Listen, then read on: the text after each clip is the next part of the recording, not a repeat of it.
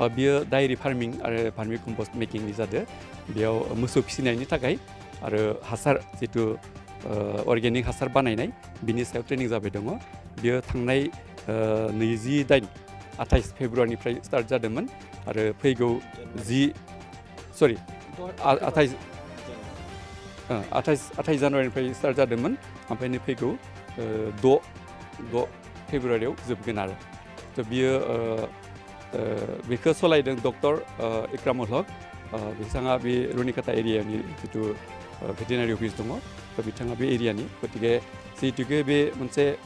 self एमप्लयमेन्टनि कारणे लानाय training गतिके आं अनुरद खालामो बा रायजोखौ खावलायो जोंनि बे ओनसोलाव थानाय चिरां डिस्ट्रिक्टनि ओनसोलाव थानाय जेबिलाक आनएमप्लयड इयुथफोर दङ 18निफ्राय 44 बोसोरनि बयसआव थानाय सुबुंफोरा बेयाव थांनानै ट्रेनिं लानानै जाहाथे बिथांमोना निजेनि थांना थानायनि मोनसे इनकामनि सर्स लानो हायो बेखौ आं खावलायो दा एक्चुअलि जों जुदि अल इन्डिया हिसाबै जुदि आरसिटिआ जेबिलाक ट्रेनिं होदोयो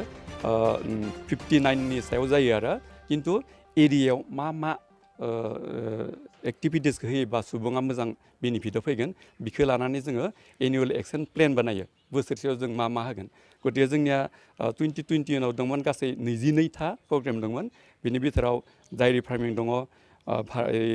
बिउटि पार्लारनि दंमोन टेलरिंनि दंमोन वमेन टेलरिं दङ पउल्ट्रिनि दङमोन ओमफ्राय गड ट्रेनिंनि दङमोन ओमफ्राय धुपखाथि बानायनाय बिदि बिभिन्न धरननि 22टा प्रग्राम दङमोन आरो मा गतिके बियो दायो एक्चुअलि कभिडनि कारन जोङो स्टार्ट जानो हायाखैमोन थांनाय सेप्टेम्बरनि 21 सेप्टेम्बरनिफ्रायसो जोङो गोदानै बै बोसोरनिखौ खालामनो हादोंमोन आरो जालागै जोङो 6टा प्रग्राम जाबाय आरो नैबे थाबाथाय 7टा प्रग्राम कमप्लिट जागोन आरो नंगौ मोजां बाथ्रा सोंदों नोंथाङा थ' ट्रेनिंनि उनाव जों आरसिटिनि फान्डनिफ्राय मोनसे सार्टिफिकेट होयो आरो गुबुन नारनिफ्राय नेसनेल एकाडेमि रुट सेटिनिफ्राय माने स्किल इन्डियानिफ्राय मोनसे सार्टिफिकेट होबावो एक्चुअलि बे सार्टिफिकेट होनायनि आगोल ट्रेनिंनि जोबनाय खालि जोङो मोनसे इसोरनि सायाव एग्जाम लाफिनबावो एक्चुअलि बे ट्रेनिङा माबोरै बिसोर बेसे रोंखो बिनि सायाव मोनसे एग्जाम लायो बेयो जाबाय इन्टारनेल एग्जाम जोंनि अनुस्थाननिफ्राय मोनसे लागोन आरो बाहेरनिफ्राय नारनिफ्राय जेबो रिप्रेजेन्टेटिभ फैगोन बिसोरो मोनसे एक्सटार्नेल एसेसमेन्ट होनना बुङो बिसोर लाफैगोन दे बे एग्जामखौ होनायनि उनाव जेब्ला पास जागोन बिथांमोननो सार्टिफिकेट होनाय जायो अर्थात बिथांमोना मोननै सार्टिफिकेट मोनगोन मोनसे जाबाय जों आरसिटिनिफ्राय होनाय मोनसे आरो स्किल इन्डियानिफ्राय होनाय मोनसे मोनगोन बे सार्टिफिकेटआ नोंमारैनो बुहुत गोनांथिथार मानो होनबा बिनिफ्राय मोनसे प्रुफ जाबाय दे बिथाङा बै एक्टिभिटिसनि सायाव गियानखौ मोनबाय थ' हिसाबै जितु होनदो बेयाव मोननै सेटेलमेन्ट थायो मोनसेया जाबाय सेल्फ सेटेलमेन्टनियावनो ओमफ्राय आरो सेल्फ सेटेलमेन्ट आरो बेंक फाइनान्स होनानै मोनसे सेटेलमेन्ट जानाय गतिके मोननै दङ जेनेबा गावनि थाखा फैसाजों गाव सेटेल जानो हायो आरो लन लानानैबो सेटेल जानो हायो गतिके ट्रेनिंनि जोबनायनि उनाव बिथांमोना जुदि बे एक्टिभिटिसनियाव जुदि खामानि मावबाय दङबाथाय बिथांमोना लन लानायनि सुबिदा दङ आरो जों बिनि लननि सुबिदाखौ जों एप्लिकेसनखौ जों फरवार्ड खालामना हरो आरो बेसेबांसो लन होनो नंगौ इयो डिपेन्ड खालामो बिथांनि प्रजेक्ट रिपर्टनि सायाव माने एक्चुअलि बिथाङा नै दा डायरी फार्मिं जाबाय दङ बिथाङा खैथा मोसौ बायनो नागिरदो दा मोसौनि मासेनि दामा बेसेबां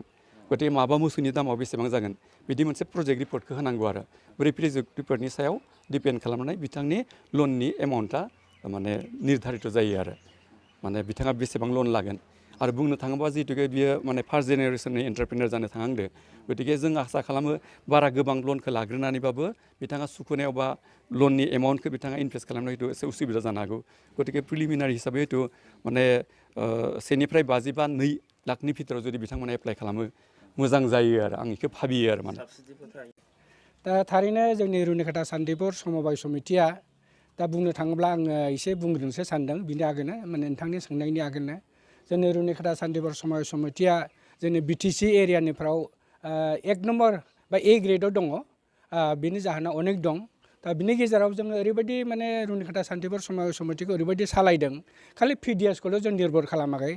जोंहा डिप'जिट मबिलाइजेसन दं जोङो रायजो राजानिफ्राय रेकारिं हिसाबै थाखाबो दोनो बे थाखा दोननायखौनो आरो रायजो राजानो एसे एनै जोङो सुदबो हरो बे सुदजोंनो जोंनि बे माबाखौ सालायगासिनो दं आरोखि दा बिदिनो अनेकथा प्रजेक्टनि सायाव जेरै बेसर बायनाय माइ बायनाय फाथो बायनाय बेखौ लानानै जोंनि कअपारेटिभ ससाइटिया जोंखौ मोजां मोननानै रिसेन्टलि चिफ मिनिस्टार सारा जोंनि सेक्रेटारि दामोदर दाहाल बिथांनो दाख्लै गुवाहाटि डिस्ट्रिक्टफोराव अनारबो होदाय जोंबो गिफ्टबो मोनदों बिनि थाखाय आङो जोङो कपारेटिभ समबाय समितिनि चेयारमेन जानो होननानै आसाम गभर्नमेन्टखौबो साबायखर बावबाय दा नोंथांनो जि सोंनाय बे सोंनायाव दहायनो जोंनि डाइरेक्टर RSET नि जि डाइरेक्टर बिथां बसुमतारिया बुंलांखाबाय जे बिथाङा जोंनि रुनिकाटा सान्तिपुर समाज समितिखौ अननानै इन्डिया गभर्नमेन्टनि बा माने बेंकनि कलाबरेसनाव जि ट्रेनिं होदों बे डायरि नामै जि ट्रेनिं होदों बे जोबोद गोजोनथाव बाथ्रा बिनि दारै जोंनि बेयाव दहाय जोंनो बुंनाय बायदि जायनाखि लेखाफोरा गारनाय स्कुल गारनाय कलेज गारनाय बिथांमोना साख्रि बाख्रि मोनाखै आनएमप्लय जानानै दं थेवब्लाबो बिथांमोना गाव गावनि आथिङाव गसंथानो थाखाय बिथांमोना ट्रेनिं लाफैदों बे माने गोजोनथाव बाथ्रा आरो डाइरेक्टर सारा बा भेटेनारि डक्टर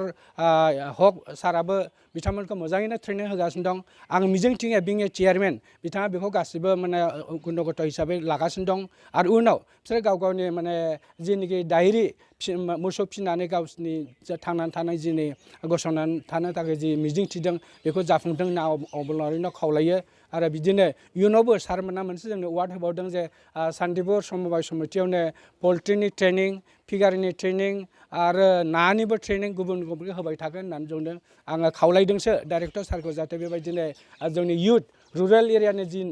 इयुथ आनएमप्लयड इयुथ बिथांमोनखौ जाहाथे सहाय होयो बिनि थाखाय सारमोनखौ खावलायनानै आंनि जि फंनैसो चेयारमेननि बिबुंथि आं बेयावनो फोजोबबाय गोजोन्थों আমি রুনিকাটা শান্তিপুর সমবায় সমিতি collaboration with rural self employment training institute চিৰাঙৰ লগত যোগাযোগ কৰি ষ্টেট বেংকৰ লগত যোগাযোগ কৰি আৰু নবাৰ্ড বেংকৰ লগত যোগাযোগ কৰি আমি FPO খুলিছিলোঁ এই FPOৰ অণ্ডাৰত ডায়েৰী পিগাৰী গোটৰী আৰু মুৰ্গী পালন পোল্ট্ৰি এটচেট্ৰাৰ আমি ট্ৰেইনিং কৰাই আছোঁ তো ফাৰ্ষ্ট BSত আমি ডায়েৰীটো ইয়াত আৰম্ভ কৰিছোঁ যোৱা 28 নৱেম্বৰৰ পৰা আমাৰ আৰম্ভ হৈছে 28 ফেব্ৰুৱাৰী জানুৱাৰীৰ পৰা আমি আৰম্ভ কৰিছিলোঁ এই যে আমাৰ 6 ফেব্ৰুৱাৰীত এইটো সমাপ্ত হ'ব এই ক্ষেত্ৰত আমাৰ এই ৰুৰাল অঞ্চলত এই অঞ্চলৰ আনএমপ্লয়ড ল'ৰা ছোৱালীবিলাকক সেলফ এমপ্লয়ড কৰাৰ কাৰণে বিভিন্ন স্কিমত গাঁঠি পেলাই ডায়েৰী কৰিব পোল্ট্ৰি কৰিব পিগাৰী কৰিব গোটৰী কৰিব এই ক্ষেত্ৰত আমি হেল্প কৰাৰ কাৰণে লোকৰ এমপ্লয়ড কৰাৰ কাৰণে এইবিলাক আমি আৰম্ভ কৰিছোঁ rural self employ employment training ইনষ্টিটিউচনৰ ডাইৰেক্টৰ ছাৰৰ সহযোগ আৰু SBIৰ সহযোগ লৈ বেলেগ আমি কাম কৰিছোঁ লগতে ৰুনিকাটা শান্তিপুৰে 1973 ইষ্টাব্লিছ হোৱা আজি 47-48 ইয়াৰ্ছৰ পৰা আমি ইয়াত সংঘৰ্ষ কৰি ৰাইজৰ সেৱা কৰি আহিছোঁ প্লাছ আমাৰ ডিপজিট মোবিলাইজেশ্যন স্কিম আছে মিনি বেংক টাইপৰ তাতে আমি ৰাইজৰ পৰা সৰু সুৰা মিনি ডিপজিট লওঁ আৰু এই একে ৰাইজক আকৌ আমি লোন দি পেলাই তেনেকৈ আমি 4.5 কৰোৰ মান আমাৰ এই টকাৰ পৰা লোন দিছোঁ প্লাছ কৃষি লোন লাষ্ট ইয়াৰ আমি 3.5 কোটি টকা লোন দিছিলোঁ 288 পাব্লিকক কৃষকক এতিয়া তাৰ পৰা আমি প্ৰায় 2 কোটি 20 লাখ মান উঠাই পেলাই ৰিফাণ্ড কৰিব সক্ষম হৈছোঁ এইকাৰণে এই ট্ৰেইনিঙৰ মেইন উদ্দেশ্যটো হ'ল এটা FPO ফাৰ্মাৰ্ছ